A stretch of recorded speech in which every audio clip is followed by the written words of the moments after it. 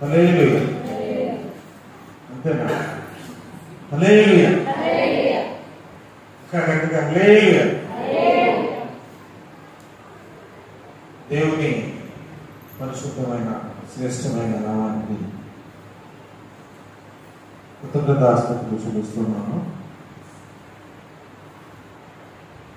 మీ మధ్యలోకి చాలా సంవత్సరాల తర్వాత రావటం నాకు చాలా సంతోషాన్ని కలిగిస్తుంది.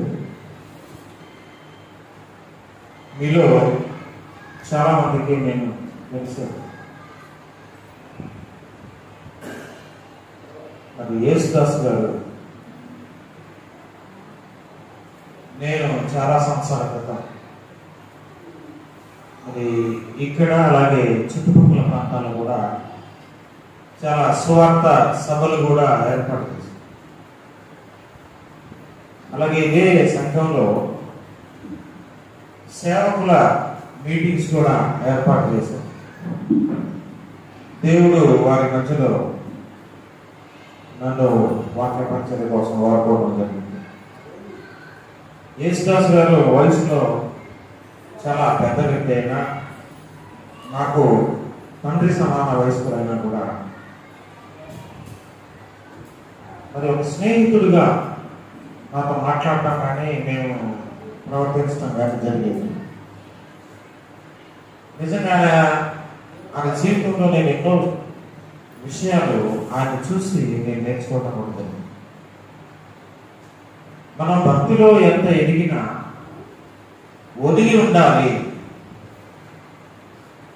మనం డాంబికానికి వెళ్లకుండా, అతిశయానికి వెళ్లకుండా తగ్గింపు మనసు కలిగి అందరితో కలిసి ఉంటారని ఆయన చూసి నేను నేర్చుకున్నాను.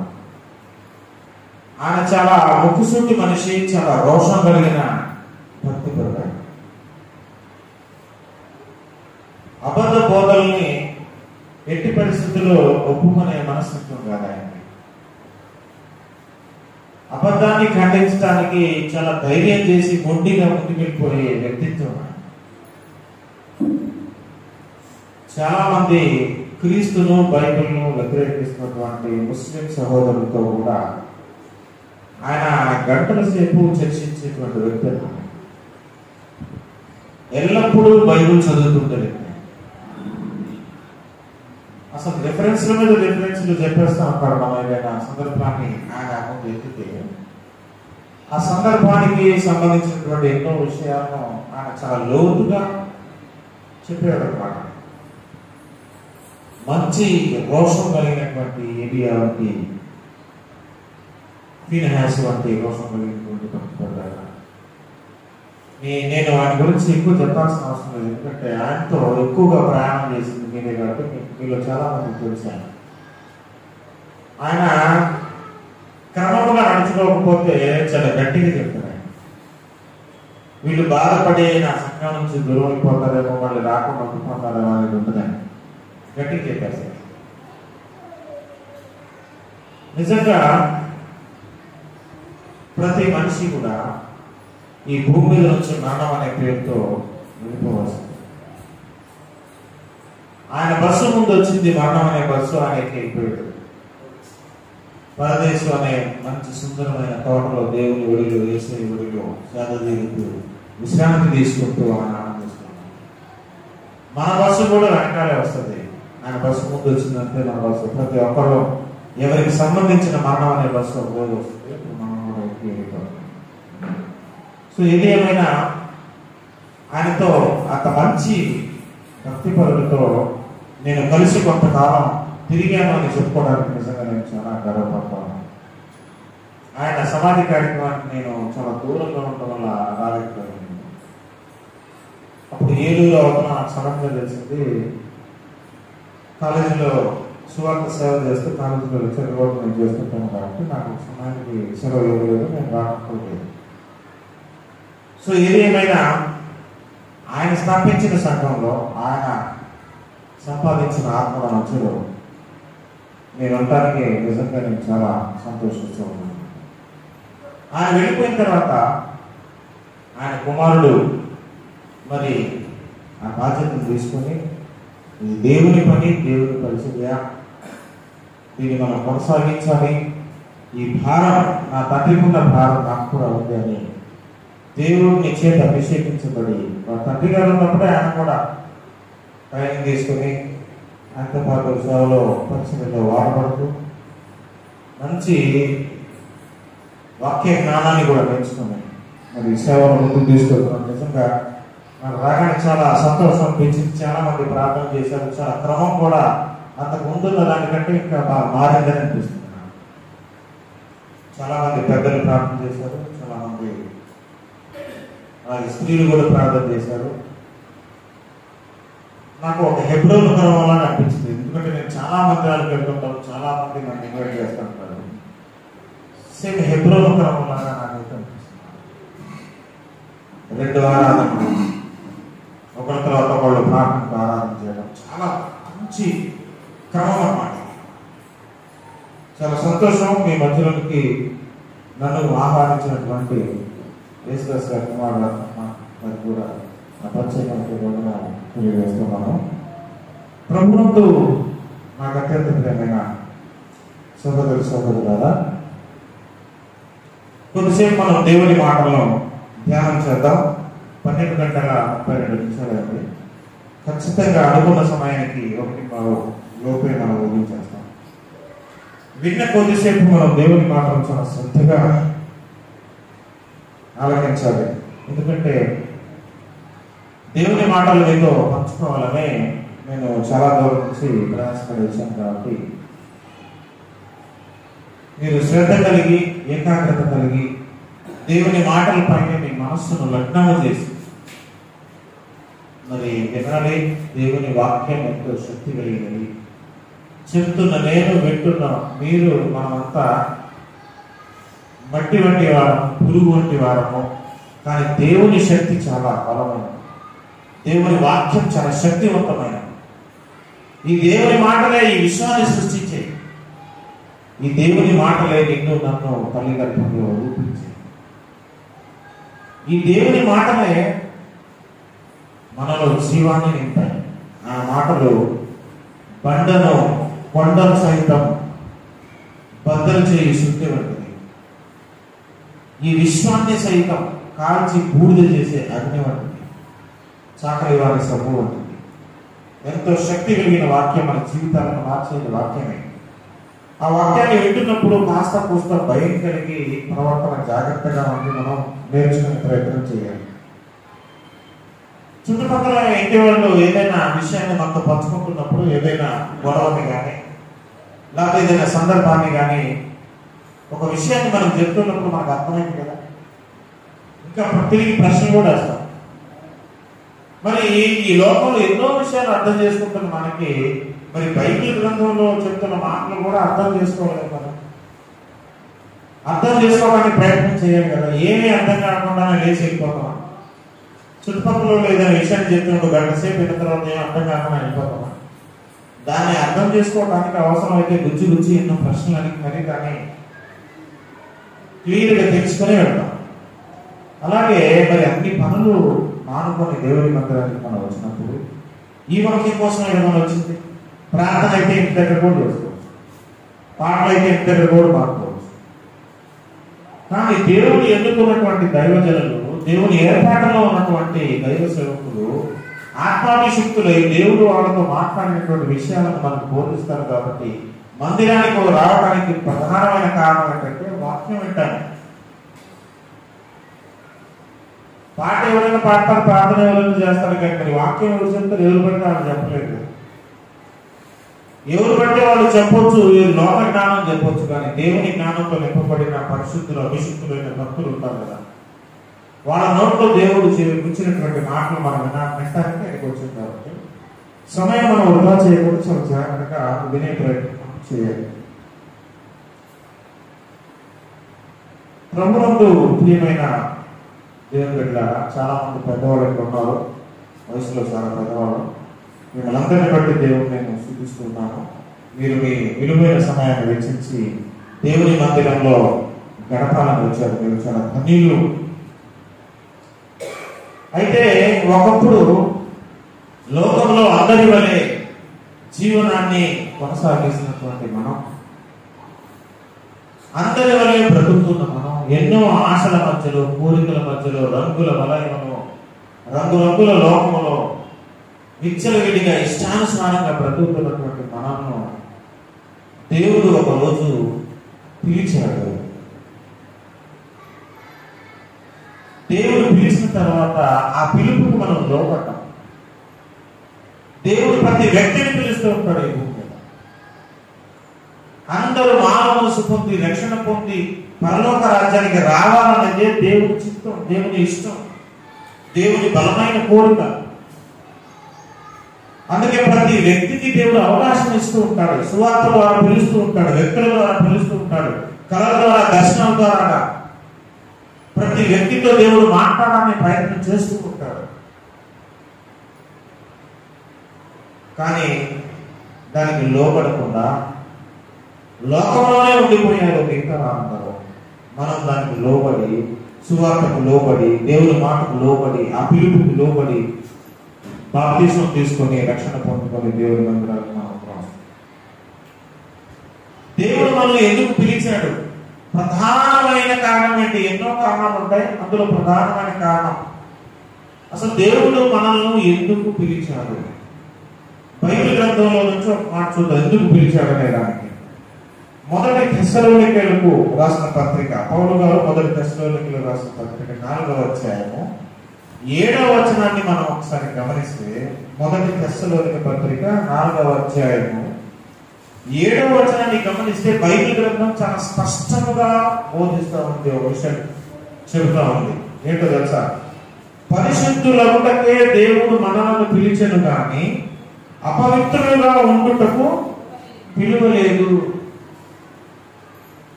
దేనికోసం పిలువబడ్డాం మనం? దేవుడు మనల్ని దేనికోసం పిలిచాడు అని అంటే పరిశుద్ధులుగా ఉండటానికే. చెప్పండి, నాతో కలిసి ఒకసారి ఈ మాట ఇంకా గట్టిగా చెప్పండి. పరిశుద్ధులుగా ఉండటానికే దేవుడు మనల్ని పిలిచాడు కానీ అపవిత్రులుగా ఉండటానికి కాదు.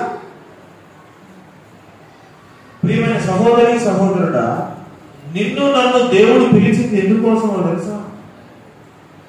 పరిశుద్ధులుగా ఉండటానికి, పరిశుద్ధులుగా బ్రతకటానికి, పరిశుద్ధ జీవితాన్ని గడపడానికి, పరిశుద్ధులుగా ఉండటానికి నిన్ను నన్ను దేవుడు పిలిచాడు అని అంటే అంతకుముందు నీవు నేను ఏమైనావు అన్నమాట? పాపమైనావనే కదా, పరిశుద్ధులుగా లేవనే కదా. పరిశుద్ధులుగా లేని నిన్ను నన్ను, అపవిత్రులుగా ఉన్న నిన్ను నన్ను పరిశుద్ధులుగా చేయటానికి దేవుడు పిలిచాడు. ఎంత గొప్ప పిలుపో తెలుసా? దేవుడు నిన్ను నన్ను పరిశుద్ధులుగా చేయడానికి పిలిచాడు. మరి ఆ పిలుపు అందుకొని మనం అందరం రక్షణ పొందుకొని బాప్తిస్మం తీసుకుని దేవుని మందిరానికి వస్తున్న మనం ఎలా ఉండాలా? పరిశుద్ధంగా ఉండాలా? మనల్ని మనం ప్రశ్నిస్తున్నాం, ఆత్మవిమర్శ తీసుకుంటాం. మన జీవితాలు, మన మాటలు, మన చూపులు, మన నడక, మన నడవడిక, మన తీరు నిజంగా పరిశుద్ధంగా ఉన్నాయా? పరిశుద్ధులుగా ఉండటానికి పిలిచాడు కానీ అపవిత్రులుగా ఉండటానికి మనల్ని పిలవలేదు. ఒకప్పుడు మన జీవితం ఎంత ఘోరంగా ఉన్నదో తెలుసా? ఆ మాట కూడా బైబిల్ గ్రంథాన్ని అడిగి తెలుసుకున్నాం ఒకసారి. ఎఫెసీ పత్రిక 2వ అధ్యాయము 3వ వచనాన్ని ఒకసారి మనం గమనిద్దాం. ఎఫెసీ పత్రిక 2వ అధ్యాయము 3వ వచనాన్ని గమనిస్తే అక్కడ ఇలా రాబడి ఉంది, వారితో కలిసి మనమందరమును శరీరము యొక్కయు మనస్సు యొక్కయు కోరికలను నెరవేర్చుకొనుచు మన శరీరాశలను అనుసరించి మునుపు ప్రవర్తించుచు కడమవారి వలనే స్వభావ సిద్ధముగా దైవోగ్రతకు పాత్రులమై ఉంటుంది. ఒకప్పుడు వారి వలనే అంటే లోకంలో ఉన్న వారి వలనే, అన్య జనుల వలనే, వారి వలనే ఒకప్పుడు మనం ఎలా ఉన్నామో తెలుసా?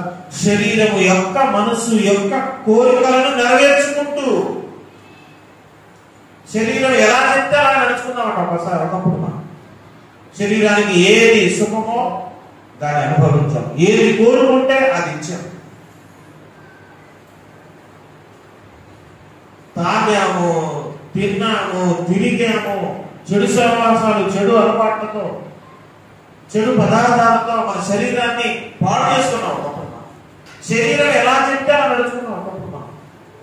మన మనస్సు ఎలా చెప్తే అలా నడుచుకున్నాం. ఒక నీతి లేదు, ఒక జాతి లేదు, ఒక మంచి లేదు, ఒక ప్రేమ లేదు, ఒక దయ లేదు, ఒక కనికరం లేదు. ద్వేషము, పగ, అసూయ, క్రోధము, కుళ్ళుబోతుతనం, మనసంతా పాడైపోయింది. ఒకప్పుడు చెడిపోయిన మనసు కలిగిన వారంగా ఉన్నాం మన లోకం. మనసు ఏం చెప్తే చేసే మంచి చెడు అసలు ఆలోచించే పనే లేదు.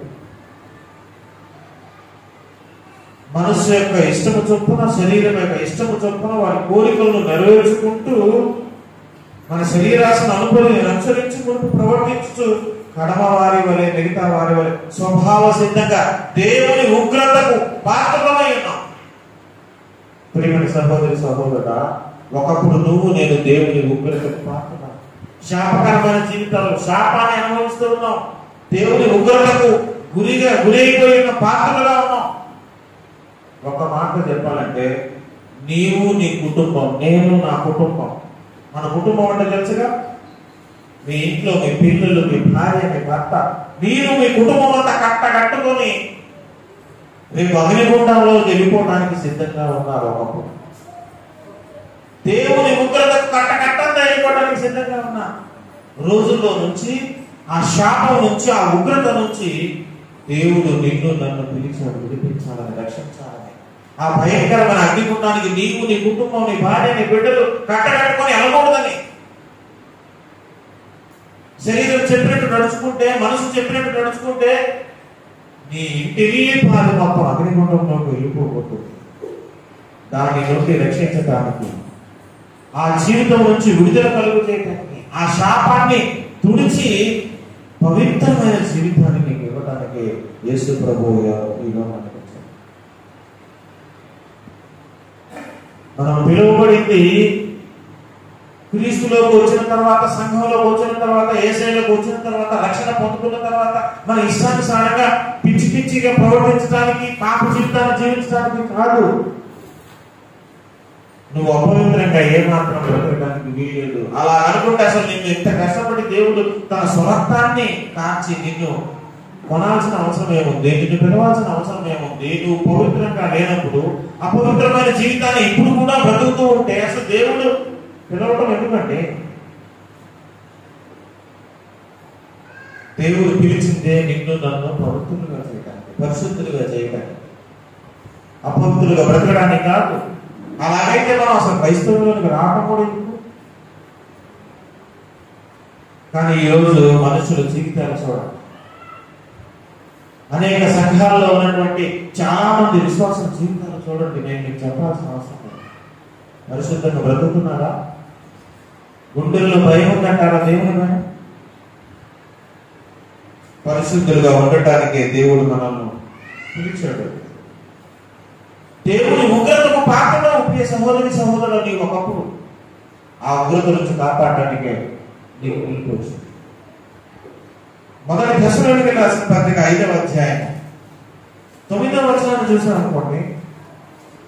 మొదటి దశలోనికి రాసిన పత్రిక 5వ అధ్యాయం 9వ వచనాన్ని చూస్తే, ఎందుకనగా మన ప్రభువు అయిన యేసు క్రీస్తు ద్వారా రక్షణ పొందుటకే దేవుడు మనల్ని నియమించను కానీ ఉగ్రత పాలనకు నియమించలేదు. నువ్వు నియమించబడింది, నిన్ను పిలిచింది దేవుడు ఉగ్రత పాలవడానికి కాదు, శాపగ్రస్తులుగా బ్రతకడానికి కాదు, అపవిత్రులుగా బ్రతకడానికి కాదు. స్వభావ సిద్ధముగా దేవుని ఉగ్రతకు పాత్రమైన నీవు నన్ను ఆ ఉగ్రత నుంచి రక్షించడానికి దేవుడు వచ్చాడు. యేసు ప్రభువు ఈ లోకానికి వచ్చింది ఆ ఉగ్రత నుంచి మనం కాపాడాలి, ఆ పాప జీవితం నుంచి మనం బ్రతుకులను కాపాడాలి, మన పిల్లలను కాపాడాలి. ఈరోజు మనం రక్షణలోకి వచ్చామని అంటే పవిత్రులుగా బ్రతకడానికే మనం వచ్చాం, పరిశుద్ధంగా బ్రతకడానికే మనం వచ్చాం. చాలా మంది బోధలు చూస్తూ ఉంటాయి అనేక సంఘాల్లో. చాలా దారుణమైనటువంటి బోధలు. ఇవి కొత్త ఏమీ కాదు, ఆశ్చర్యమేమీ కాదు. యేసు ప్రభువు ఎప్పుడూ చెప్పారు, అబద్ధ బోధకులు, అబద్ధ బోధలు అంత్యకాలంలో సమాజంలో ఎన్నో వస్తాయి. అది సాతాను యొక్క కుట్రలో ఒక భాగం. సాతాను కుట్రలో ఒక భాగం.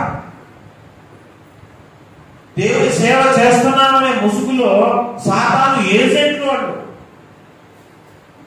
శరీరంతో పాపం చేయొచ్చు, మనసుతో పాపం చేయొచ్చు అని మరలా అబద్ధమైన మాటలు చెప్పి, అబద్ధమైన బోధలు చెప్పి, ఈ చిన్న తప్పు చేస్తే ఏమవుతుందిలే, ద్రాక్షారసం తీసుకుని వేసే రొట్టెల్లో ప్రార్థన చేసేస్తే వెళ్ళిపోతుందే, దేవుడు క్షమించేస్తాడులే అని పాపం చేయడానికి ధైర్యాన్ని కల్పించే బోధలు వచ్చాయి ఈరోజు సమాజం. వాటిని నమ్మిన అనేకమైనటువంటి అమాయకులు మరలా లోకంలో ఒకప్పుడు ఎటువంటి జీవితం ఉన్నదో అటువంటి జీవితాన్ని గడుపుతున్నారు. ఎంత బాధాకరమైన సంగతి. వేసే రక్తాన్ని కాల్చిన అందుకోసం, మనల్ని పెంచిన అందుకోసం. నువ్వు ఏసైనా నమ్ముకుంటే నీకు ఉద్యోగం వస్తుందంటున్నా బోధిస్తున్నా. నీకు ఉద్యోగం రావటానికి ఆ దేవుడు గురించి. నువ్వు ఏసైనా నమ్ముకుంటే నీకు ఆస్తి సమృద్ధిగా కలిసి వస్తుందని బోధ చేస్తున్నావు. ఏసైనా నమ్ముకుంటే నీకు ఎలాంటి బాధలు ఉండవని బోధ చేస్తా ఉన్నారు. నీకు ఎలాంటి శ్రమలు రావని బోధ చేస్తా ఉన్నారు.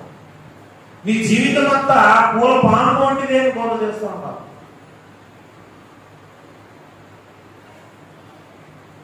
ఆస్తులు సంపాదించుకోవడానికి యేసయ్యను నమ్ముకోవాలి. అసలు చాలా మంది వారికి ఉన్న ఆస్తి పాస్తులన్నీ కోట్ల ఆస్తులన్నీ పక్కన పెట్టి నాకు యేసయ్య కావాలని సేవ చేస్తున్న జీవితాలు చూడలేదు నేను. అసలు ఈ ఆస్తి వద్దు, ఈ ఏమీ వద్దు, ఈ ఎకరాలు వద్దు, నాకు దేవుడి సేవ కావాలని ఇంట్లో నుంచి ఒంటరిగా బయలుదేరి ఆస్తి మొత్తాన్ని వదిలేసి వచ్చి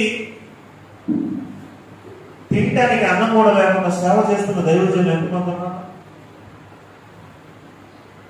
లోకంలో ఉన్న ఆస్తి వద్దుకొని వచ్చేదే క్రైస్తవ్యం. క్రైస్తవులకు వచ్చేది ఆస్తి సంపాదించుకోవడానికి కాదు. దేవుడిని నమ్ముకుంటే ఉద్యోగాలు వస్తాయని దేవుడిని అనుకుంటారా? అసలు ఉద్యోగాలు రిజైన్ చేసి దేవుడి సేవలకు వస్తామని పిలిచోడా? ఇంక మళ్ళీ ఇందులోకి వచ్చిన తర్వాత ఉద్యోగం ఏంటి? లక్షల జీతాలు వదులుకొని నా దేవుని పరిచయం నేను చేయాలని వదిలేసి వచ్చేస్తుంటే నువ్వు వాళ్ళని ఎటు ఉసుకెళ్తున్నావు? మళ్ళట అంత చందాలు వదులుకొని వదిలేసుకొని, నాకు సర్వ సుఖాలన్నీ వదిలేసుకొని, అందమైన జీవితాన్ని వదిలేసుకొని, ఉపవాసం ఉండి శరీరాన్ని నలగొట్టుకొని దేవుడి కోసం పరిస్థితుల్లో బ్రతుకుతున్న వాళ్ళని నువ్వు మళ్ళీ సుఖం, ఆనందం, సంతోషం ఉంటుందని చెప్తావా? ఎటు తీసుకెళ్తున్నారు సమాజాన్ని? క్రీస్తు సంఘాన్ని ఎటు తీసుకెళ్తున్నారు?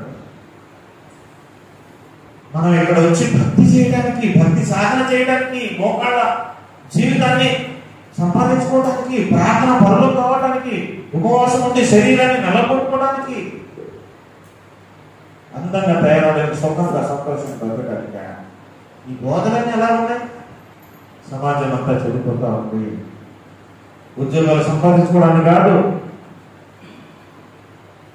ఎవరి జీవితమైనా చూడండి. అబ్రహాము గుడారాల్లో నివసించాడు తెలుసా? అబ్రహాము ఎంత ధనవంతుడు తెలుసా నీకు? అంత ధనవంతుడైన అబ్రహాము గుడారాల్లో నివాసం చేశాడు. తన తండ్రిని ఆశీర్వాసం మొత్తాన్ని నిలబడిపోయాడు. పౌలు గారు జీవిత చరిత్ర చూడండి. ఎన్ని కష్టాలు, ఎన్ని శ్రమలు, ఎన్ని బాధలు. ఆయనకి లేని ఆశీర్వాదం నీకు నాకు వచ్చేస్తుందా? ఈ లోకంలో ఉన్న వాటిని తుచ్చమైనదిగా ఇచ్చాడు ఆయన. పెంటతో సమానంగా ఇచ్చాడు వాడు. అది భక్తి అంటే. పరిశుద్ధులుగా బ్రతకడానికంటే ఆ ప్రాసెస్ లో నువ్వు ఉన్నావా? నీ మాటల్లో పరిశుద్ధత ఉందా? నీ చూపుల్లో పరిశుద్ధత ఉందా? నీ ప్రవర్తనలో పరిశుద్ధత ఉందా? కానీ అది ప్రాక్టీస్ చేయడానికే కదా మనం దేవుడు పిలిచాడు. నేను పవిత్రులుగా చేయాలనే కదా దేవుడు పిలిచాడు. కానీ అది కనిపించట్లేదు సంఘంలో ఎక్కడ చూసినా కూడా. మొదటి దశలోనికి రాసిన పత్రిక 4వ అధ్యాయం 3వ వచనం ఒకసారి మనం గమనిస్తే, మొదటి తెస్సలోనికే 4:3 చూస్తే మీరు పరిశుద్ధులగుటయే అనగా మీరు జాగ్రత్తలకు దూరంగా ఉండుటయే దేవుని చిత్తం. అసలు దేవుని చిత్తం ఏంటో తెలుసా? సహోదరి సహోదరు, దేవునికి ఇష్టం, దేవునికి ఒక ఇష్టం ఉంది, దేవునికి ఒక చిత్తం ఉంది. అదేంటో తెలుసా? నీవు పరిశుద్ధులు ఒకటేనట. అనగా జాగ్రత్తలకు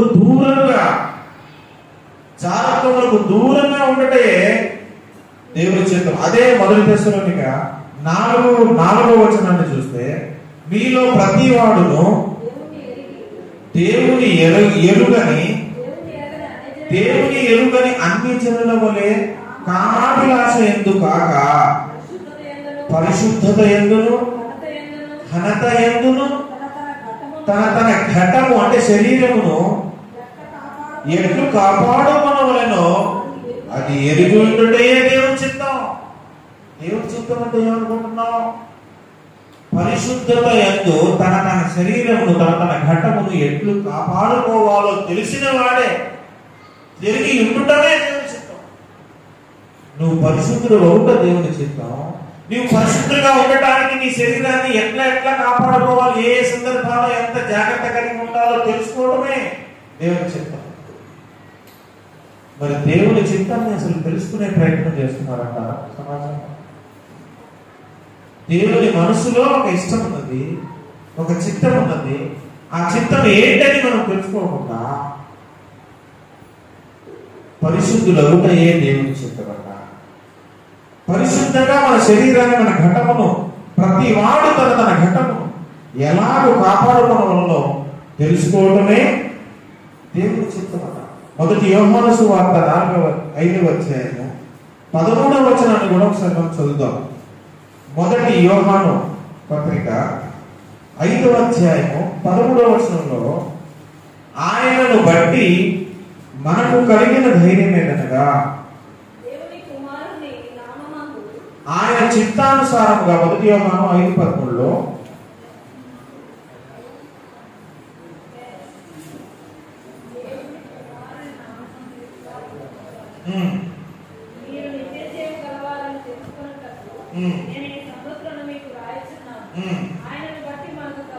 ఆయనను బట్టి మనకు కలిగిన ధైర్యం ఏంటనగా ఆయన చిత్తానుసారముగా మనం ఏది అడిగినను ఆయన మన మనవి ఆలకిస్తారట. ఆయన చిత్తానుసారంగా మనం ఏం అడిగినా ఆయన మనకి ఇస్తారట.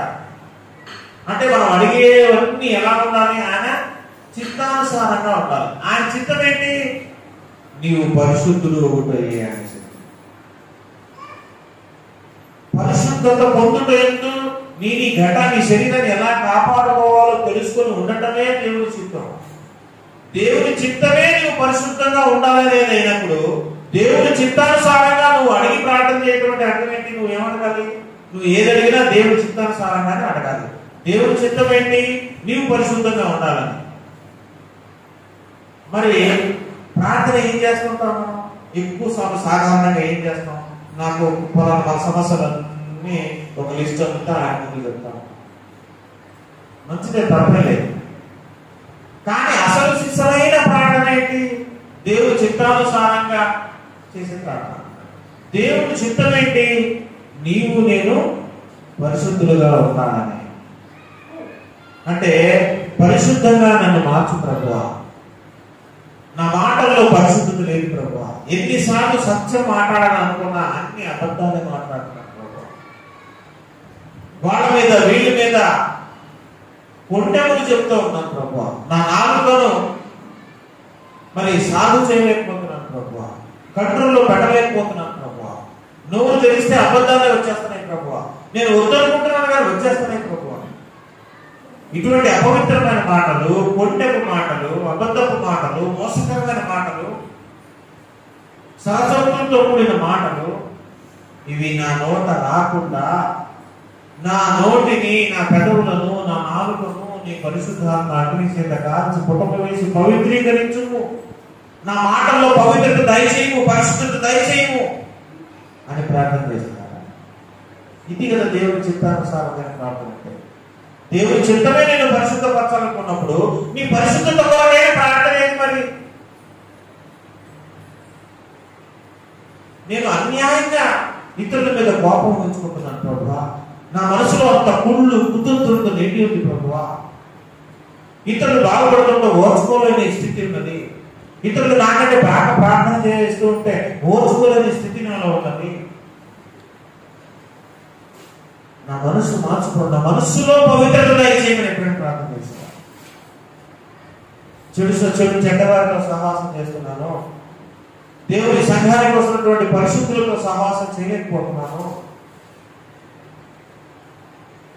నన్ను పరిశుద్ధపరచు ప్రభువా అని ప్రార్థన చేస్తున్నాను. ఇది కదా అసలైన ప్రార్థన, దేవుని చిత్తానుసారమైన ప్రార్థన. దేవుని చిత్తానుసారంగా అడగాల్సింది ఇది కదా. మన జీవితం పరిశుద్ధత లేకుండా, మన మాటలో పరిశుద్ధత లేకుండా, మన నడకలో పరిశుద్ధత లేకుండా మనం మిగతావన్నీ అడుగుతున్నాం. కానీ అసలైతే ఏంటంటే దేవుడు అసలు కోరుకొని నేను పిలిచిన అసలు సంగతి పక్కన పెట్టేసాడు. మనం ఇవి ఇవి ఇవి సంపాదించుకున్న తర్వాత కదా మిగతావి. అసలు ప్రధానమైనదే ఇది కదా. ప్రధానమైన దాన్ని పక్కన పెట్టి అవసరం లేని దాన్ని నీ చేత ప్రార్థనలో గంటల కొద్దీ అడిగించడం కూడా సాతాను కుట్రలో భాగమే. అర్థమవుతుంది అన్నమాట. ఏది నువ్వు అడిగితే నీ జీవితాన్ని దేవుడు బాగు చేసేస్తాడో, నువ్వు బాగుపడిపోతావో అవి నీ చేత అడగనివ్వకుండా, అడిగించనివ్వకుండా, మిగతా విషయాలన్నీ నీ చేత అడిగించడం కూడా కుట్రలో భాగమే. పరిశుద్ధత, పరిశుద్ధత. క్రైస్తవుడు అంటే పరిశుద్ధతకు నిదర్శనంగా బ్రతకాలి, పరిశుద్ధమైన జీవితానికి ఒక రోల్ మోడల్ గా ఉండాలి. ఈ లోకంలో క్రైస్తవుడు అలా బ్రతకాలని కోరుకున్నాడు దేవుడు, తన బిడ్డలందరూ అలా ఉండాలని కోరుకున్నాడు. అసలు బైబిల్ గ్రంథం అంతా చదివితే ఆ పత్రికల్ని రాసినప్పుడు మనల్ని ఏమని సంబోధిస్తున్నాడు తెలుసా?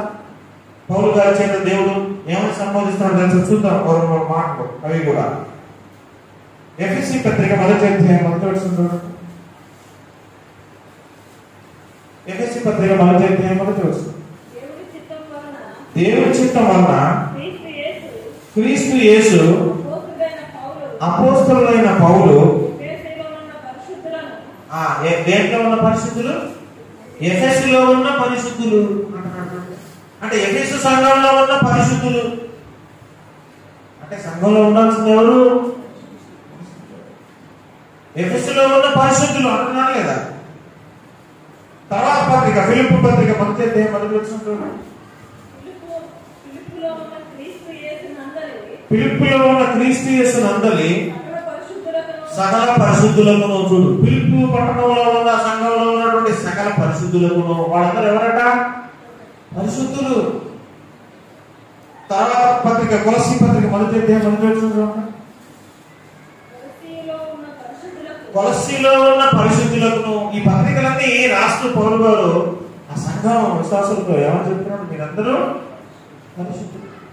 పరిశుద్ధులుగా ఉండటానికి పిలువబడ్డారు, అపవిత్రులుగా ఉండటానికి కాదు. మొదటి తెస్సలోనికీ పత్రిక ఇందాక చదివాం కదా మనం. మొదటి తెస్సలోనికీ పత్రిక 5వ అధ్యాయం 22వ వచనంలో చూడండి ఒకసారి ఏమంటున్నాం. 5:22 మొదటి తెస్సలోనికీ. ప్రతి విధమైన కీడునకు దూరంగా ఉండాలట. మరి నువ్వు పవిత్రంగా జీవించాలని అంటే నువ్వు ఎక్కడైతే కీడు జరుగుతుందో నువ్వు అక్కడ ఉంటే ఎట్లా జరుగుతుందని? ప్రతి నీ మనసుకు అనిపించే ప్రతి విధమైన కీడు నుండి నువ్వు దూరంగా ఉండాలి. అందుకే కీర్తనల గ్రంథంలో మొదటి కీర్తనలో 1వ వచనంలో ఏమవుతుంది తెలుసుకున్నాను? దుష్టుల ఆలోచనల చొప్పున నడవక పాపుల మార్గంలో అసలు నిలబడవాలి, అక్కడ అపహాసములు కూర్చుండే చోట అసలు కూర్చోవద్దు. ఇవన్నీ ఈ మాటలు చెప్పినా కూడా మన సహవాసం, మన ఫ్రెండ్షిప్ ఎవరుంటారు ఆలోచన చేసి మీ ఫ్రెండ్లు ఎవరెవరు ఉన్నారో ఒకసారి నాకు చెప్పొద్దు, కానీ మనుషులు ఒకసారి ఆలోచించు. నీకున్న ఫ్రెండ్ సర్కిల్ ఎవరు? వాడు రక్షణ పొందుకున్నవారా, పొందుకొని వాళ్ళ? నీవు రోజంతా ఎక్కువ సమయం ఏ స్త్రీతో లేదా ఏ పురుషులతో నువ్వు మాటలు కలుపుతున్నావు, ఎక్కువసేపు ఎవరితో మాట్లాడుతున్నావు, వాడు ఎటువంటి వాడు, వాడు ఎటువంటి సమాచారం ఏంటి ఆలోచన చేసుకుంటే నేను కూడా ఆలోచన చేసుకుంటాను. దేవుడు మనం కరాఖండిగా చెప్పినా కూడా మనం అలా చేయకుండా దాన్ని విరుద్ధంగా చేస్తున్నాం అంటే సాతాను కుట్రలో భాగమే. సాతాను ట్రాక్ లో నువ్వు పడిపోయావు.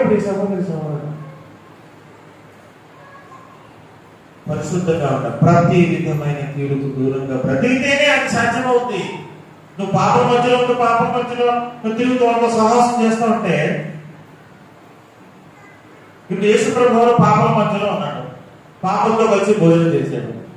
ఆయన ఒక బిరుదు కూడా ఇచ్చారు ఊళ్ళో, ఏమో తెలుసా, పాపుల స్నేహితుడు అని. ఎవరు అని చెప్పారు లేదా ఊళ్ళో? కానీ ఏనాడైనా మరి పాపం చేశాడా? మరి అది కదా పాపుల స్నేహితుడు అంటే ఎంత ఉంటే పాపుల ఫ్రెండ్ ఎట్లా ఓకే అట్లా సరదాగా అట్లా పిలిచేవాడు. అంటే ఎంతగా వాళ్ళతో కలిసిన్నాడు చూడండి. కానీ ఏనాడు కూడా ఒక్క పాపం కూడా అలా ఉంటేనే పరిశుద్ధంగా మనం పుట్టగలుగుతాం. మొదటి యోహాను పత్రిక 2వ అధ్యాయము 15వ వచనం చూడండి ఒకసారి. ఏమంటుందో, ఈ లోకమునైనను లోకములో ఉన్న వాటినైనను ప్రేమింపకుడి, ఎవడైనను లోకమును ప్రేమించినట్లా తండ్రి ప్రేమ వానిలో ఉండదు. లోకంలో ఉన్నదంతయు అనగా అంటే ఏంటంటే శరీరాశ, నేత్రాశ, జీవపు డబ్బము ఇవి తండ్రి వల్ల పుట్టినవి కావు, అవి లోక సంబంధమైనవే. లోకమును దాని ఆశయు గతించిపోతున్నవి కానీ దేవుని చిత్తమును జరిగించువాడు నిరంతరము నిలుచును. చెప్పండి మాట, దేవుని చిత్తమును జరిగించువాడు నిరంతరము నిలుచును. ఇంత గొప్ప వాగ్దానం. ఈ లోకంలో దేవుని చిత్తాన్ని జరిగించే వ్యక్తి నిరంతరం నిలిచింటాడు. ఇప్పుడు యేసుదాసు గారు దేవుని చిత్తాన్ని జరిగించాడు కాబట్టి మన ముందు లేకపోవచ్చు, కానీ అక్కడ దేవునుడిలో పరదేశంలో ఆనందిస్తున్నాడు. ఆ వ్యక్తికి ఇక మరణం ఉండదు, శరీరానికే మరణం. ఆ వ్యక్తి నిరంతరం నిల్చుంటాడు. కోట్ల యుగాలైనా సరే దేవుని సన్నిధిలో పరలోక రాజ్యంలో వాడు ఆనందిస్తూనే ఉంటాడు. ఆయనకి అతని జీవితానికి ముగింపు లేదు. ఎందుకంటే భూమి మీద బ్రతికుండగా దేవుని చిత్తాన్ని జరిగించాడు కాబట్టి. దేవుని చిత్తంలో జరిగించేవాడు నిరంతరం నిలుస్తాడు, వాడికి అంతమనేదే లేదు అసలు. ఈ లోకంలో ఉన్న ఆశ, శరీరాశ, నేత్రాశ, జీవపు డంపం, చూస్తున్నదల్లా కావాలని, చూస్తున్న ఆనందంలా అనుభవించాలని, నీ నేత్రాశ, శరీరాశ, జీవపు డంపం, నీ గొప్పలు, నీ ఆస్తి, ఇదంతా కూడా ఒకనాటికి నశించిపోతుంది. లోకమే నశించిపోతుంది. అసలు దాంట్లో ఉన్న ఆశలు ఏంటి? లోకమును దాని ఆశలు అంత మూటగట్టి ఇసిరిపడేస్తారు, అంత గతించిపోతాయి. కానీ ఎవడైతే దేవుని చిత్తాన్ని భక్తి కలిగి, భయం కలిగి, గుండెల్లో నిరంతరం దేవుని భయం కలిగి దేవుని చిత్తాన్ని జరిగిస్తాడో వాడికి ఇక మరణమే లేదు. వాడు నిరంతరం జరిగిస్తాడు దేవుని చిత్తాన్ని జరిగించేవాడు. దేవుని చిత్తం ఏంటో తెలుసా? మనం పవిత్రంగా బ్రతకాలి, పరిశుద్ధంగా బ్రతకాలి. విచ్చలవిడిగా బ్రతకడానికి కాదు. విచ్చలవిడిగా బ్రతికితే మరలా అదే గురికి అంటించుకుంటే మరలా నీ జీవితం వల్ల శాపగ్రస్తం కాకపోయిపోదు. ఉగ్రత నీ మీద ఇంకా నిలిచిపోదు. భయంకరమైన తీర్పు ఉంది. నీవే రక్షణ పొందకపోతే, కుటుంబంలో పెద్దగా ఉన్న, కుటుంబంలో యజమానిగా ఉన్న నీవే విచ్చలవిడిగా దేవుని భయం లేకుండా తిరిగితే నీ బిడ్డలే దేవుల్లో బ్రతుకుతారు. నీ భార్య ఏం బ్రతుకుతుంది? కట్టగట్టుకొని మళ్ళా సిద్ధపడ్డా వెళ్ళకూడదు చోటుకి. నిజంగా నీ తల్లి, నీ పిల్లల మీద ప్రేమ ఉంటే నేను నిజంగా ఎక్కడికైనా ఈ మాట మాత్రం ఖచ్చితంగా మర్చిపోమని చెప్తాను. ఏంటో తెలుసా?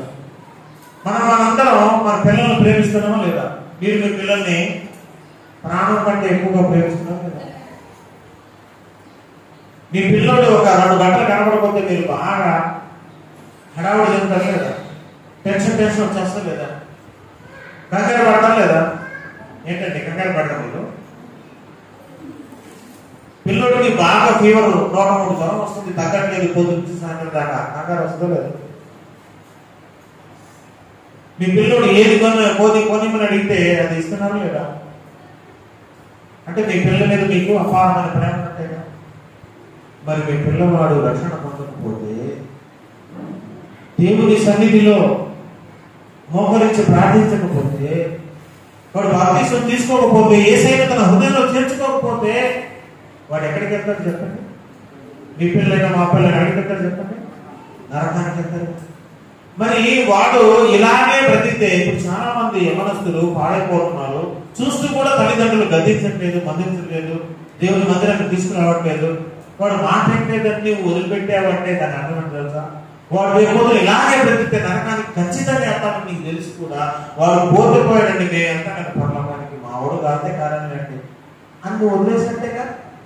నీకు ప్రేమ కలిగింది. నీ పిల్లవాడు రేపు కాల్చే కాకు యుగ అగ్నిగుండంలో కేకలేస్తూ పడబోమని పెట్టు పళ్ళు కొనుక్కుంటూ ఏడుస్తూ ఉండడానికి నువ్వు ఒప్పుకుంటావు అనమాట. మా పిల్లోడు కాదే కాలేదు, మా అమ్మాయి కాదే కాలేదు, నేను పర్లేదు, నేనైతే పర్వాలేదు వెళ్ళిపోదాను జాగ్రత్త అమ్మా. నీకు ప్రేమ అసలు నిజంగా నీ బిడ్డల మీద నీకు ప్రేమ ఉంటే, నేను వెళ్ళే పరలోక రాజ్యానికి అమ్మో నా బిడ్డలు కూడా రావాలి, ఆ భయంకరమైన అగ్నికి నా భర్త వెళ్ళకూడదు, నా బిడ్డలు వెళ్ళకూడదు అనే భయం నీలో ఉందా? మరి నువ్వు పట్టించుకోవట్లేదంటే అర్థం ఏంటి? వాడు కాలిపోయినా పర్లేదండి అన్నట్టు. అది ప్రేమేనా మరి? అదేనా తల్లి ప్రేమ, తండ్రి ప్రేమ అంటే? ఇక్కడ చాక్లెట్లు కొనిచ్చి, బూట్లు కొనిచ్చి, మంచి షూట్లు బూట్లు కొనిచ్చేస్తే ప్రేమ వాళ్ళకి పోసినట్ట? అసలు ఎవడు కొనిపిమన్నాడు? అది ఇది కొనిపిపోయినా ఏం కాదు, కానీ వాడు అసలు రేపు అగ్నిగుండానికి వెళ్తారన్న సంగతి తెలిసి కూడా నువ్వు నిర్లక్ష్యం చేస్తున్నావు కదా. నువ్వు బుద్ధి చెప్పలేకపోతున్నావు కదా, మందిరాన్ని నడిపించలేకపోతున్నావు కదా. నా భర్త మాట్లాడలేదు అంటారు. నిజం గుండె మీద చేసుకుని చెప్పండి, మీ భర్త మందిరానికి రాబట్టి నీ మాట లేదా? మీ భర్తను ఎలాగ మోల్డ్ చేసుకోవాలో ఆ మాత్రం జ్ఞానం లేదా? ప్రేమ ఎలా మాట్లాడి అతను రక్షణలోకి తీసుకురావాలో ఆ మాత్రం జ్ఞానం లేకపోతే ఇంక ఎక్కడికంటే కానీ ఏం పని భావిస్తారు. ప్రేమ చెవులు చేయి పెట్టి ఎలాగ బుజ్జగించి దేవుడి కోసం ఆ మాత్రం బుజ్జగించి చెప్పలేవా? ప్రేమగా మాట్లాడలేవా? నువ్వు ఏం చెప్తున్నా ఏంటానండి నేను, నాకు నేను చెప్పిన ఈ ఒక్క విషయం దాన్ని బుజ్జగించి మాట్లాడలేవా? ప్రేమతో మాట్లాడు. ప్రేమకు లోకంలో ఎవరు ఉంటారా చెప్పండి? మనం అనుకుంటే, నీవు అనుకుంటే, నేను అనుకుంటే ఖచ్చితంగా మార్చగలం. మన చేతిలో ఉంది. ఎన్నో విషయాల్లో మనం కాంప్రమైజ్ అయిపోతాం. ఇక్కడ ఎందుకు శ్రద్ధ తీసుకోవట్లేదంటే అదే పనులు మాట్లాడదు, నేను వస్తాను కదా, నేను వెళ్ళిపోతాను నువ్వు అనుకుంటున్నావు. దాని అర్థం నువ్వు నోటితో చెప్పకపోయినా దాని అర్థం అదే వస్తుంది. మా పిల్లోడు ఎంత చెప్పినా వాళ్ళ సాహసం మానట్లేదండి, తాగుతున్నాడండి. ఎంత చెప్పినా తాగుతున్నాడా అంటే దాని అర్థం ఏంటి? తాగిపోతున్నానికి నేను పర్లోమంటున్నాను అది హ్యాపీ అని ఒప్పించుకుంటావు దాని అర్థం. స్ట్రిక్ట్ గా చెప్పాలి. నిజంగా నీ బిడ్డల మీద నీకు ప్రేమ ఉంటుంది, నీ భర్త మీద నీకు ప్రేమ ఉంటుంది, నీ భార్య మీద నీకు ప్రేమ ఉంటుంది. నేను నిజంగా చెప్తుంటే నాకు ఎప్పుడు భయం వేస్తా ఉంటుంది. మా పిల్లలు మేము ఏమన్నప్పుడు మంచిగా భక్తి కలిగి ఉన్నాము, నేను లేనప్పుడు ఒకళ్ళు లోపల కలిసిపోతారేమో, అడుగుకోవడానికి వెళ్ళిపోతానేమో అని తలుచుకుంటుంటే నేను భార్యపడుతుంటే చాలా బాధపడతాను. అది ఎప్పుడు జరపాలి, కళ్ళు కూడా జరుపుకుంటాను. ఎందుకంటే మా పిల్లలు మేము నిజంగా ప్రేమిస్తున్నాం. పర్లోక రాజ్యాన్ని రావాలని మా ఆశ. అందుకే ప్రతిరోజు ఉదయాన్నే లేచి వాళ్ళ చేత ఖచ్చితంగా బైబిల్ చదివి ప్రార్థన చేసుకున్న తర్వాతే వాళ్ళు స్కూల్కి వెళ్తారు. ఒక్కరోజు కూడా మాట్లాడి లేదు. ఆ రోజు ప్రార్థన చేయడం, బైబిల్ చదవడం మానేశానికి ఆ రోజు వాళ్ళకి భోజనం పట్టాయి. పెట్టాలంటే దేవుని కోసం మనం పెంచాలండి మన పిల్లల్ని. మన పవిత్రంగా బ్రతకాలి, మన రోల్ మోడల్ వాళ్ళకి ఉండాలి. హెబ్రీ పత్రిక ఒకసారి 12వ అధ్యాయం 14 వచనం ముగించేస్తే గందరలో. హెబ్రీ పత్రిక 12:14 చూస్తే, అందరితో సమాధానమును పరిశుద్ధతయు కలిగి ఉండటం ప్రయత్నించండి. పరిశుద్ధత లేకుండా ప్రభువును ఎవడు ప్రభువును చూడు. పరలోక రాజ్యానికి వెళ్ళవు. నువ్వు ప్రభువు చూడాలంటే పరలోక రాజ్యానికి వెళ్ళాలి. పరలోక రాజ్యానికి వెళ్ళాలంటే నువ్వు పరిశుద్ధంగా బ్రతకాలి. పరిశుద్ధులే పరలోక రాజ్యం. పరిశుద్ధులే దేవుడు చూస్తావు. పరిశుద్ధులే ఎత్తబడతారు. పరిశుద్ధంగా ఉండడానికే నువ్వు పిలువబడ్డావు, అపవిత్రంగా బ్రతకడానికి కాదు. ఎఫెసీ పత్రిక 5వ అధ్యాయం 25వ వచనం నుండి ఎఫెసీ పత్రిక 5:25లో ఏమని చెప్తున్నాడంటే, పురుషులారా మీరును మీ భార్యలను ప్రేమించుడి, అటువలే క్రీస్తు కూడా సంఘమును ప్రేమించి ఆ సంఘాన్ని ప్రేమించి ఏం చేశారంట క్రీస్తు?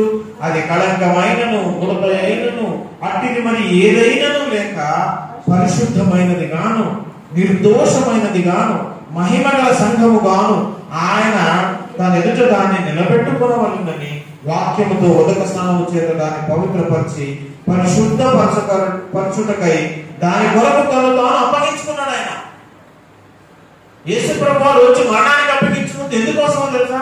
తన సంఘాన్ని కళంకం గాని మడత గాని తర్వాత ఆ డాము గాని ఏది లేని సంఘంగా పరిశుద్ధమైన తెల్లటి సంఘంగా మార్చి తండ్రి యొక్క దేవుని యొక్క నిలబెట్టాలనే ఆ చిత్తంతో ఆ ఉద్దేశంతోనే యేసు ప్రభువు ఈ లోకానికి వచ్చి నీ కోసం చచ్చిపోయాడు. పరిశుద్ధులుగా తీర్చడానికే. ఆయన అంతిమ లక్ష్యం ఒకటే, సంఘాన్ని పరిశుద్ధమైనదిగా మార్చాలి. పరిశుద్ధత అనే దారిలో మనం అందరం నడవాలి. ప్రతి దినం చెక్కబడుతూ ఉండాలి. మనం అనేక ప్రసంగాలు వింటున్నప్పుడు మన జీవితాలు చెక్కబడుతూ ఉండాలి. పరిశుద్ధత వైపు ఒక్కొక్క అడుగు పడుతూ ఉండాలి. ఒక్కొక్క మెట్టు పరిశుద్ధతలో ఎక్కిపోతూ ఉండాలి. ఇదంటే క్రైస్తవ జీవితం అంటే. ఇక వెనక్కి తిరిగి లోకాశని లోకంలో ఉన్నటువంటి ఎంజాయ్మెంట్ ఇక చూడకూడదు. అది వద్దనుకునే కదా మనం యేసులోకి వచ్చింది, రక్షణలోకి వచ్చింది. ఇక ఇంట్లోకి వచ్చిన తర్వాత అయి చూడటం ఏంటి? అది జరగకూడదు. దేవుని చిత్తానికి విరుద్ధమైన కార్యం అది. అలా జరుగుతుందంటే నీ జీవితంలో నా జీవితంలో మనం వెనక్కి ప్రయాణిస్తున్నామని అర్థం. మనం లోకంలో కలిసిపోతున్నామని అర్థం. మళ్ళీ శాపగ్రస్తులుగా మారిపోతున్నామని అర్థం. మళ్ళీ ఉగ్రత వైపు ప్రయాణం చేస్తున్నామని అర్థం. మన జీవితాలు అలా ఉండకూడదు కదా. చూడండి, హెబ్రీ పత్రిక 12వ అధ్యాయం 10వ వచనంలో చూస్తే, వారు కొన్ని దినముల మట్టుకు తమకిష్టం వచ్చినట్టు మనల్ని శిక్షించిరి కానీ మనము తన పరిశుద్ధతలో పాలు పొందవలెనని మన మేలు కొరకే ఆయన శిక్షించుచున్నాడు. దేవుడు కొన్నిసార్లు మొట్టికాయలేస్తాడు. మన మాట అయినప్పుడు మన పిల్లలకు మనం మొట్టికాయలేసినట్టు దేవుడు నాలుగు మొట్టికాయలేసి మనల్ని శిక్షిస్తాడు. తాత్కాలికమైన శిక్షలు. ఎందుకోసమో తెలుసా? తన పరిశుద్ధతలో పాలు పొందటం కోసం, మన మంచి కోసమే. కోటదూడను అరకగట్టినప్పుడు మాట నికపోతే ముళ్ళు పొరతో దారిలోకి తీసుకురాడు. అప్పుడప్పుడు యేసయ్య మనల్ని కూడా ఎంత చెప్పినా, దైవజనుడు ఎంత గద్దించినా, వాక్యం ఎంత గద్దించినా, దేవుడు కళ ద్వారా దర్శనం ద్వారా మాట్లాడినా, నీ జీవితంలో మార్పు లేకుండా ఇంకా రాంగంలో వెళ్ళిపోతూ ఉంటే, అయ్యో నా బిడ్డ నశించిపోతుందేమో, మరలా శాపం కిందకి వెళ్ళిపోతుందేమో అని దేవుడు కొన్నిసార్లు నేను శిక్షించి కొంత చిన్నపాటి శ్రమను కలుగజేసి, చిన్న శిక్షను కలుగజేసి, దాని నుంచైనా పాఠం నేర్చుకున్న వాళ్ళు తిరుగుతుందేమో ఆశతో దేవుడు ప్రయత్నం చేస్తాడు. అది మన మంచి కోసం. అయినా గ్రహించకుండా మొండిగా లోకంలో కలిసిపోతున్నాం. ఒకప్పుడు ఏది వద్దునుకున్నాం దాన్ని మళ్ళీ అసహిస్తూ మళ్ళా ఆశపడుతున్నాం అనుకో, మన జీవితాలు ఎవరు కాపాడాలి? చాలా మంది మన దేవుడిలో పరిశుద్ధంగా బతకాలంటే చిట్కా ఏంటంటే, మనం పరిశుద్ధతలో ఎదగాలంటే మన మాట, మన చూపు, మన వ్యవహారం, మన నడక, మన కుటుంబం, మన పిల్లలు, మన భర్త అందరూ మారిపోవాలంటే, వాళ్ళ కోసం గంటల కొద్ది ప్రార్థన చేయాలంటే మనం దేవుని మందిరాలకు రావటం నేర్చుకోవాలి. మనం రోజంతా మన పని చేసుకుంటాం కదా. చాలా మంది ఈనాడు ఆ కుటుంబ ప్రార్థనకు వెళ్ళడం లేదు. చాలా సంఘాల్లో ఇదే జరుగుతాం. కుటుంబ ప్రార్థనకి వెళ్ళి, ఉపవాస ప్రార్థనకి వెళ్ళడం లేదు. గురువారాలు శుక్రవారం జరిగే ప్రార్థనకి వెళ్ళడం లేదు. ఇట్లా ఎక్కువ సార్లు మనం ప్రార్థనలో పాల్గొనడం ద్వారా దేవుడు మనతో మాట్లాడుతున్న కొద్దీ మనం సెట్ అయిపోతా ఉంటే, ఎప్పుడైతే నువ్వు వాక్యానికి, దేవుడి సన్నిధికి, సహవాసానికి దూరం అయిపోతావో సాతాను ఈజీగా ఆడేస్తాడు. నువ్వు సాతాను ఒక ఆయుధం అయిపోతావు, ఒక ఛాన్స్ తీసినట్టే. నువ్వు ఎక్కువసేపు సమాజ కూటాల్లో, దేవుని మందిరాల్లో గడిపితే వాక్యం ద్వారా నీ హృదయం చెక్కబడుతుంది, నీ జీవితం చెక్కబడింది, నీ బ్రతుకు చెక్కబడి సరైన ట్రాక్ మీదకి వచ్చేస్తుంది. ప్రార్థనకు దూరమైన, సహవాసానికి దూరమైన, పరిశుద్ధులకు దూరమైన, వాక్యానికి దూరమైన నీ జీవితం చిన్నగా చల్లబడిపోతా ఉంటుంది. కాలుతా ఉండాలి. ఒక ఇనుప సువ్వని మంటల్లో పెట్టి చాలాసేపు కాల్స్తే ఆ మంటల్లో ఆ నిప్పంతా, ఆ ఎర్రటి నిప్పంతా సొగలోకి వచ్చేస్తుంది. ఆ సొగలు కాసేపు పక్కన తీసి పెట్టామనుకో, ఆ ఎర్రగా ఉండే ఎర్రదనం అంతా పోయి మళ్ళీ సొగలాకారం నాలుగు వచ్చేస్తుంది. ఆ పరిశుద్ధత అనే మంట, ఆ భక్తి అనే మంట, దేవుని భయం అనే మంట మనం ఎప్పుడు రగులుతూ ఉండాలంటే సంఘం అనే ఆ నిప్పుల కొలువులో నీవు కూడా కనెక్ట్ అయ్యి ఉంటావు. అప్పుడు ఆ భక్తి, ఆ పరిశుద్ధత మనం ఎల్లప్పుడూ తెలుస్తుంది. అందుకే చివరిగా 2వ కొరింథీ పత్రిక 7వ అధ్యాయము 1వ వచనం చూడండి. 2వ కొరింథీ పత్రిక 7వ అధ్యాయం 1వ వచనం.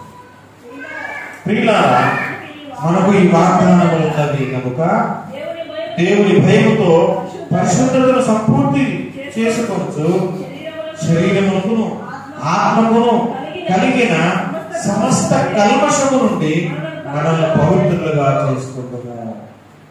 ప్రియులారా, దేవుడు మనకు ఎన్నో వాగ్దానాలు చేశారు. ఆ వాగ్దానాలన్నీ స్వతంత్రించుకోవాలంటే, ఆ పరలోక రాజ్యాన్ని స్వతంత్రించుకోవాలంటే, అక్కడ జీవ కిరీటాన్ని పొందుకోవాలంటే, ఆ నిత్యమైన ఆనందాన్ని అనుభవించాలంటే, మరణము లేని ఆ జీవితాన్ని గడపాలంటే, దేవుడు ఇచ్చిన అనేక వాగ్దానాలు మనం పొందుకోవాలంటే మనం ఏం చేయాలంటే తెలుసా? దేవుని భయముతో పరిశుద్ధతను సంపూర్తి చేయాలి. నీలో ఉన్న పరిశుద్ధత సంపూర్తి చేయబడాలి. నీవు సంపూర్ణ పరిశుద్ధులుగా మారాలి. అలా చేసుకుంటూ ఏం చేయాలంటే అలా చేసుకుంటూ శరీరమును ఆత్మకును కలిగిన సమస్త కల్మషము, ఓన్లీ శరీరమే కాదు, కేవలం ఆత్మే కాదు, ఆత్మలో మనం పరిశుద్ధంగా ఉంటే చాలండి, శరీరంలో ఏదైనా చేయొచ్చు, ఏదైనా తినొచ్చు అనే బుద్ధి లేని బోధలో వెనకట. శరీరం ఏం చేసినా ఏం పర్వాలేదు, ఆత్మలో పరిశుద్ధంగా ఉంటే సరిపోతుందా? ఎవరు చెప్పారండి? ఎక్కడ చదువుతున్నారండి బైబిల్లో? శరీరమును ఆత్మకును కలిగిన సమస్త కల్మషము నుండి పవిత్రులుగా చేసుకోవాలి. 1 దశలోనికీ పత్రిక 5వ అధ్యాయం 23వ వచనంలో చూస్తే, సమాధానకర్తయగు దేవుడే మిమ్మల్ని సంపూర్ణముగా పరిశుద్ధపరచును గాక, మీ ఆత్మయు జీవమును శరీరమును, ఇందులో శరీరం ఏమన్నాయండి? ఆత్మను, జీవమును, శరీరమును మన ప్రభువైన యేసుక్రీస్తు రాకడ యందు నిందారహితముగాను సంపూర్ణముగాను ఉండునట్లు కాపాడబడుతుందా. అంటే నీ శరీరం కూడా నింద లేనిదిగా, కల్మషం లేనిదిగా, పాపం లేనిదిగా నిలబెట్టుకోవాలి. పరిశుద్ధంగా ఉన్న వారిదే పరలోక రాజ్యం. వారి కోసమే దిగి వస్తుంది రేపు షకీనా మేఘం, మహిమ మేఘం రాబోతుంది. కాబట్టి ప్రియులారా, భయం మీకు బ్రతకండి, పరిశుద్ధుని బ్రతకండి. పరిశుద్ధులుగా ఉండటమే దేవుడికి చెప్తాం. అందుకోసమే మనం పిలవబెట్టాం. మిగతావన్నీ సెకండరీ. దేవుడు అట్టి కృప, అట్టి మనసు, అట్టి బుద్ధి, జ్ఞానం మనకందరికీ కలుగు చేయను గాక. ఆమేన్. దేవుడి మాటలను మన ఇంట్లో దీవించి ఆశీర్వదించుగాక.